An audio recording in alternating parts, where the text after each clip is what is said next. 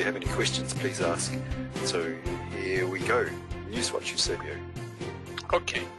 Got to mess with the spreadsheet to make sure it doesn't disappear on me like it has been. So far, so good. No, Ralph, for this session there was no need of a mask. Don't believe Chris. Sometimes Chris is a naughty boy. Well, but you've been vaccinated, Ralph, so you're cool. Okay. Okay, let us go. Okay, so on Sunday we have nothing special. On Monday, it's a bank holiday in several countries, so Switzerland, France, Germany, Canada, so we have to expect a lower activity.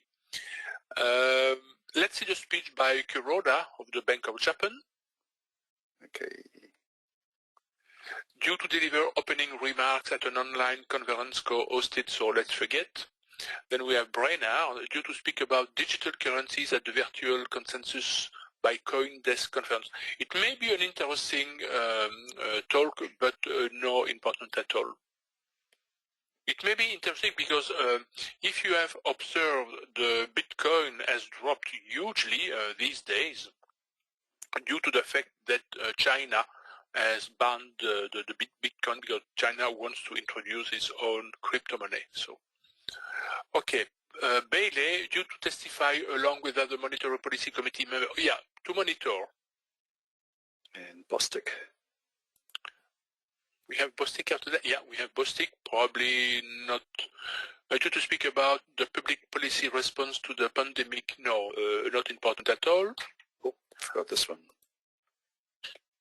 And no, the good trade balance, no. And that's it for Monday.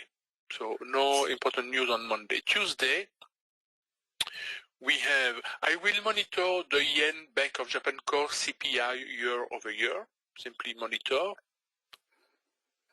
I will monitor the Euro-German IFO business climate. Then we have Evans speaking from the Fed. Did you speak about the economy at an online event hosted by the Bank of Japan? No, not important. We have the US dollar CB consumer confidence, all time frames. Where are we? Here we are. At 10 a.m., yeah, all time frames. Then we have Quartz. No, it's not a new one. It's an old news, but it is an important news. It is a news which is, by the way, in the Type A news for USA, in the list for USA, Chris. Oh. Yeah. I must have missed that when I read it last night.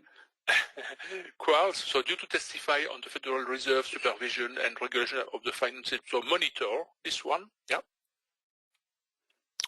Then where are we? New home sales. I will monitor the new home sales in USA. Yep. Then we have Tenrero speaking, probably not important, due to deliver a speech titled Economic Challenges. No, let's forget. Kiwi trade balance all time frames. Yep.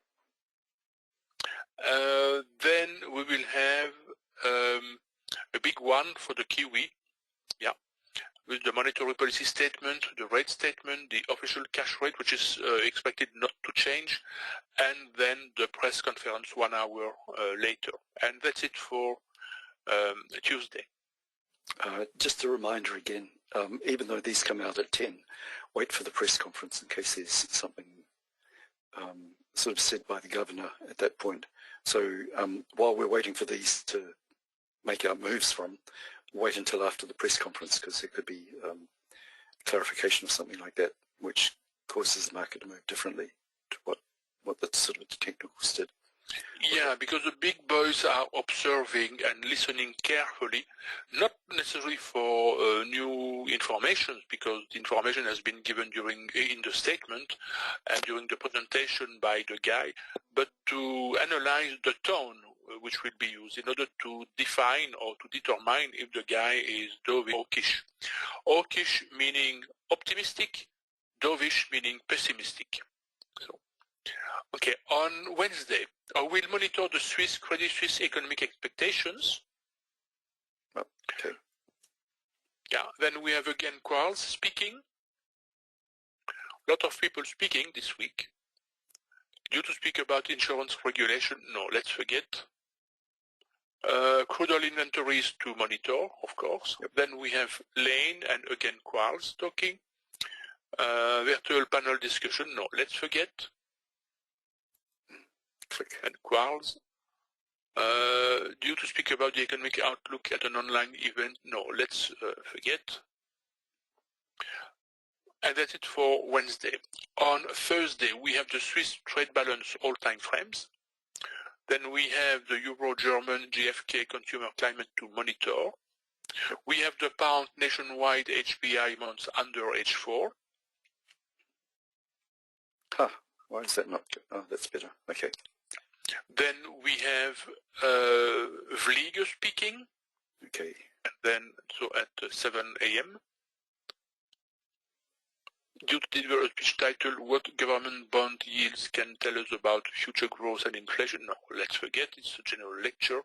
Then Weidmann, due to speak at an online event celebrating the 70th anniversary of the German Economic Institute, very, very important, of course. Then we have the US dollar preliminary GDP quarter-over-quarter all-time frames. You're just saying that because you're French. I will still continue to monitor the US dollar unemployment claims. Yep. Then we have the US dollar core durable goods orders and durable goods orders month-over-month under H4. And we have the US dollar preliminary GDP price index quarter-over-quarter all-time frames. Yep. Monitor the natural gas storage, of course. Sorry, hang on. I went too fast. So we're not doing home sales. No. Okay, monitor national gas. Natural gas. Yep. Yeah. And that's it for Thursday. And on Friday. Right. Scrolling. Yep. Okay. So we will have, not a lot, I will monitor the Swiss COF economic barometer, monitor the Italian 10-year bond auction. Yep. Then we will have, let's see, the Chicago PMI under H4. And that's it for Friday and for the week. Okay. Not much news this week either. It's been quite quiet, which is reflected in top pairs, which are these ones here. So the range has been quite small. This is the dollar range. So it's dropped down. And how far down in here did you want to go, Eusebio?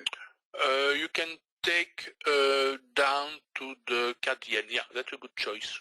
Okay. Thanks. So out of the 28 pairs, these are the ones to look for that are making the most money for you in the shortest amount of time. And I'll just move this off. And I'll pull this back up. So, and I'll split these on the bottom.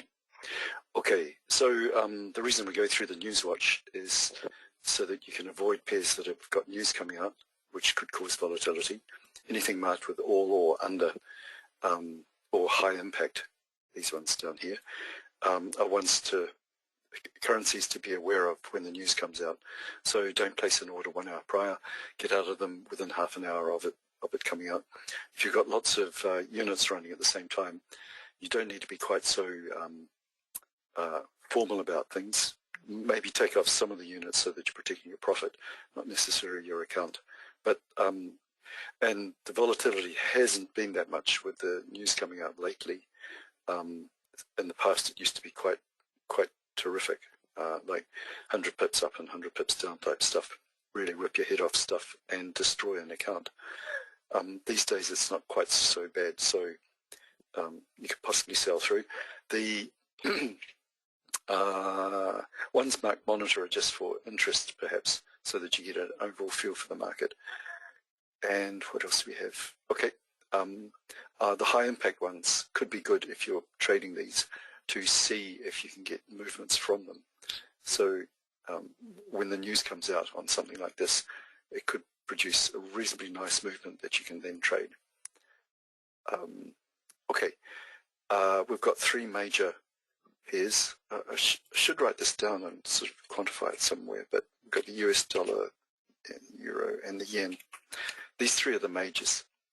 So any news coming out on these three, doesn't matter what currency you're in, treat it as the news is coming out on that particular pair. With the smaller pairs, with the smaller currencies, sorry, if there's news coming out on those, then, and the pair that you're in doesn't have those currencies in it, gets a bit messy, but then you don't need to worry about it so much. Although I have seen, as I've said in the past lots of times, surprise news came out on the Kiwi, and it still managed to impact the pound dollar, cause it to jump quite a bit. And the pound itself sits sort of in the middle of them all. The other ones are the Swiss, Oz, CAD, and the Kiwi. I think I've got them all. So these are the small ones. These are the big ones. Always pay attention to them. And the pound kind of sits between them and floats around. These days I'd regard it more as a small one, but while Brexit was happening, news coming out on the pound was kind of impacting a lot of the market around the place. Okay, the other thing is there's interrelation between the currencies themselves. So the Aussie and the Kiwi are kind of tied, and if some news comes out on the Aussie, it could impact on the Kiwi, even though the Aussie may not be part of that pair that you're trading. Okay, it gets really messy. You have to learn how to do it. That's what trading's all about. So what we're going to do now is Eusebio waves his magic cape around the place and assigns pairs on a daily basis rather than just a group of them to watch for, to trade. So based on the news, he will now do his magic trick and tell us which pairs on a day is worthwhile watching. So on Monday, there's nothing from Sunday. On Monday, we have nothing, Eusebio. Okay, so the first choice will be the pound Kiwi or pound Aussie. Okay. Then we will have the pound US dollar or the pound CAD. And then we will have the pound yen or pound Swiss. It's really interesting that the top pairs were a little different from last week, except for just a change around of some of the currencies. Okay. And as an alternative, Chris, you can add the Euro Kiwi or Euro Aussie. Okay. Right. Tuesday, we have nothing from Monday. And on Tuesday, we've got the US dollar. The US dollar here and here, okay. That's it. Okay, so we will have the pound US dollar or the Aussie US dollar, something unusual. Pound US dollar or Aussie US dollar. Yeah, I thought you'd done that one last week. On Thursday. Oh. But you have to change pound yen into pound US dollar. Yeah, on Thursday, but completely different. Yeah. That's all right. It saves me three keystrokes. Okay. Then we will have the pound Kiwi or pound Aussie. Thanks. And then the pound CAD or the pound yen. Slow today. Okay. Wednesday, we've got the Kiwi. The Kiwi, so Kiwi is here and here, okay. And nothing on the day, so that's it, just the Kiwi. Okay, so we will have the pound Kiwi or pound Aussie. Yep. Then the Euro Kiwi or Euro Aussie. And then the pound US dollar or pound CAD. Okay. And on Thursday, there's nothing left over from Wednesday. So on Thursday, we've got the Swiss. The Swiss, are you sure? Ah, the Swiss, yeah. The Swiss, we have the Swiss here, yeah, okay. The pound. The pound, and pound, yeah. And the United States American dollar. And the US dollar, so here and here. Okay. So we will have the pound US dollar or pound Swiss. Didn't we just do this one? Yeah. Okay. Pound US, this one will do. Yeah. Pound US dollar or pound Swiss. Yep. Then the pound Kiwi or pound Aussie. Yep. And then the pound CAD or the pound yen. And as an alternative, you can add the Aussie US dollar. Okay. And on leftovers from Thursday, there's nothing after 5 p.m. Yep. And on Friday, we have the US dollar. The US dollar, so we have the US dollar here and here. So we will have exactly the same choice as Tuesday. Okay. And so the idea is that these are pairs that you can monitor on that particular day. These are the top two lines are the ones to sort of go for. If none of those are working, then you can move down to the bottom line. And if things have gotten really strange and the pound is jumping around all over the show and they're being quite stressful to trade, then you can have a look at the ones that don't have the pound in, perhaps something down the bottom of the list. Just a way of doing this. So if there's no questions, we'll move on to something else. But that's pretty much it for the NewsWatch. So thanks for that, Eusebio. No problem.